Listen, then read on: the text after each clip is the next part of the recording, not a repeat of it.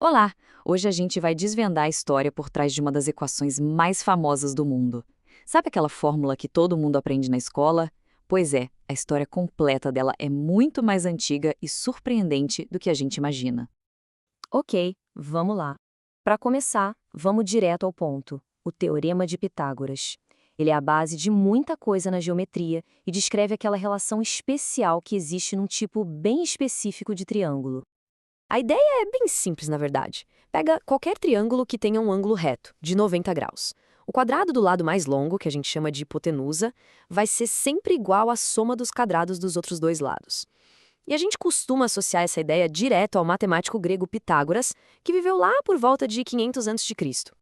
Mas e se essa história que a gente aprendeu na escola não for bem a verdade completa?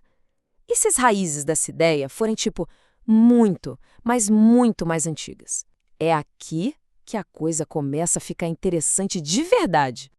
Então, vamos entrar na parte histórica, que é fascinante. A verdade é que esse conceito levou mais de 1000 anos para ser totalmente formado, e a origem dele nos leva para um lugar bem longe da Grécia Antiga.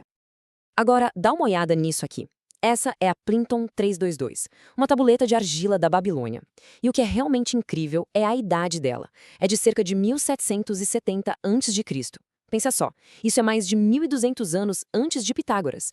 E o que ela descreve?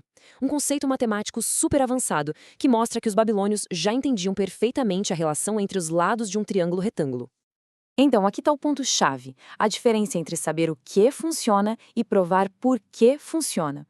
Os babilônios tinham conhecimento prático. Eles usavam umas receitas, como a famosa regra do 3, 4, 5, para resolver problemas reais de construção e medição. Eles sabiam que dava certo. Aí vem os gregos, com Pitágoras e sua turma, e fazem a pergunta fundamental: mas por que isso funciona sempre? E é por isso que eles levaram o crédito, por desenvolverem a primeira prova lógica, formal, mostrando que aquilo era uma verdade universal para qualquer triângulo retângulo. E essa busca pelo porquê nos leva a uma das coisas mais bonitas da matemática: a prova. E às vezes, a prova mais elegante não é um monte de equação, mas algo que a gente pode simplesmente ver. Olha só para esses dois quadrados grandes. Eles são idênticos, têm exatamente o mesmo tamanho. E dentro de cada um deles, a gente colocou 4 triângulos retângulos, também idênticos, com lados A, B e C. A única coisinha que muda é o jeito que as peças estão organizadas lá dentro. Agora, pensa comigo. Se os quadrados grandes são iguais e os 4 triângulos dentro deles também são iguais, a lógica diz que o espaço que sobra dentro de cada um tem que ter exatamente a mesma área, certo? E aqui está a mágica. No quadrado da esquerda, o espaço que sobra são dois quadradinhos, um com área A ao quadrado e outro com área B ao quadrado. Já no da direita, o espaço que sobra é um único quadrado maior com área C ao quadrado. Se os espaços que sobram são iguais, então A ao quadrado mais B ao quadrado tem que ser igual a C ao quadrado. É visual, é simples, é genial. Sabe o que é legal? Os matemáticos têm até uma frase em latim para esse momento. Quod erat demonstrando, que quer dizer como se queria demonstrar. É o jeito chique de dizer, pronto, tá provado. Mas ok, a prova é linda, só que a verdadeira força do teorema está na aplicação prática. E isso vai desde construtores da antiguidade até tecnologia mais moderna que a gente tem hoje. Um dos exemplos mais clássicos é a regra do 3, 4, 5. Pensa num truque antigo, mas que funciona até hoje para fazer um canto perfeitamente reto, sem ferramenta de precisão. Você mede 3 unidades para um lado, 4 para o outro. Se a distância entre as duas pontas der exatamente 5, pronto, você tem um ângulo de 90 graus. Por quê? Porque 3 ao quadrado mais 4 ao quadrado dá exatamente 5 ao quadrado. E hoje em dia, bom, o teorema é absolutamente essencial em um monte de áreas da engenharia. Na civil, ele garante a estabilidade dos prédios. Na mecânica, ajuda no alinhamento perfeito das peças. Na elétrica, é usado em cálculos de circuitos. E em telecomunicações, serve para posicionar antenas. A precisão que ele dá é fundamental. Vamos ver um exemplo rapidinho que poderia muito bem cair numa prova. O desafio é calcular o comprimento total do corrimão dessa escada. Olhando assim com todos esses degraus, parece um bicho de 7 cabeças, né? Mas o segredo aqui é enxergar o que está escondido. Essa forma toda complexa, na verdade, esconde um único e simples triângulo retângulo. A altura total da escada e o comprimento total dela no chão formam os dois lados menores desse triângulo. E os lados dele medem 90 centímetros de altura por 120 de comprimento.